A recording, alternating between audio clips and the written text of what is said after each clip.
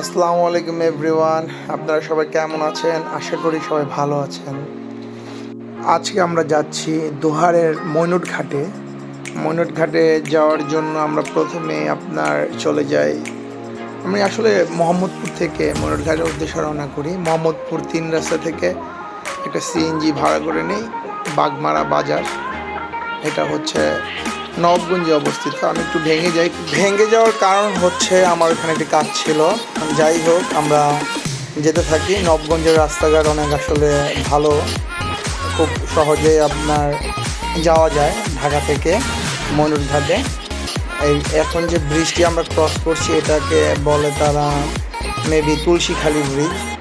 এই ব্রিজের উপর দিয়ে এখানে আপনার যেতে হয়। আশেপাশের দৃশ্যগুলো খুব আসলে মনোরম দৃশ্য, আর এটি শীতকালে হওয়াতে আরও প্রাণবন্ত মনে হয় দৃশ্যগুলোকে। আমরা সকালে নাস্তাটা করে নেই আপনার মোহাম্মদপুর থেকে। ওইখানে নাস্তা সেরে আমরা নবাবগঞ্জের উদ্দেশ্যে রওনা করি। মাঝখানে আমরা দীপক মিষ্টান্ন ভাণ্ডারে কিছুক্ষণ থেমেছিলাম। এটি একটি ঐতিহ্যবাহী মিষ্টান্ন ভাণ্ডার।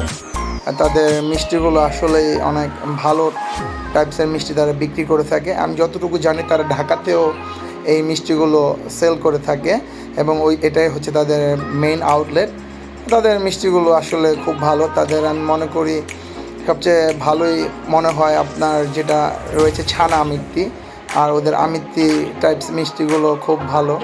আর স্পঞ্জ মিষ্টি রয়েছে, এগুলো আমরা আসলে ট্রাই করি এই মিষ্টিগুলো। আমার সাথে ছিল আমার ওয়াইফ।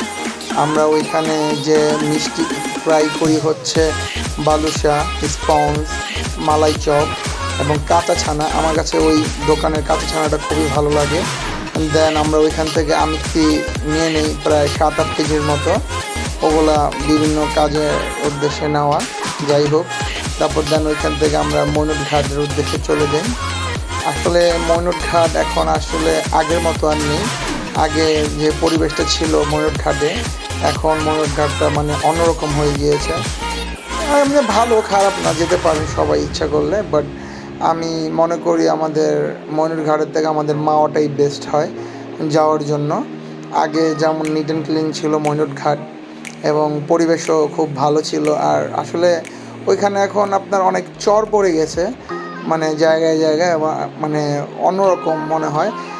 আগে যেরকম গোছানো ছিল, ওইখানে একটা পর্যটন টাইপসের ছিল, মানুষ ঘুরতে যেত। এখন আমার কাছে মনে হয় না ওইভাবে মানুষ যায় না তা না, বাট আমার কাছে একটু অন্যরকমই মনে হয়েছে। আমি যে কয়বারই গিয়েছি আগে ভালোই লাগতো, এখন একটু মনে হচ্ছে একটু অন্যরকম। যাই হোক, আর এখানে আপনার বিকেলের যে রোদের তাপটা আপনার খুব ভালোই ছিল, ভালোই লাগে নদীর সামনে গেলে। তা এটা যদি হয় পদ্মা নদী, এটা তো আরও ভালো। ওইখানে আমরা দুপুরে খাওয়া দাওয়া করে নিই। দুপুরে ওইখানে খাওয়া ভালোই, বাট আমার কাছে মাছগুলো অত ভালো মনে হয়নি। আমরা খাসির মাংস নিয়েছিলাম। সবাই লাইক, কমেন্টস এবং ফলো করবেন।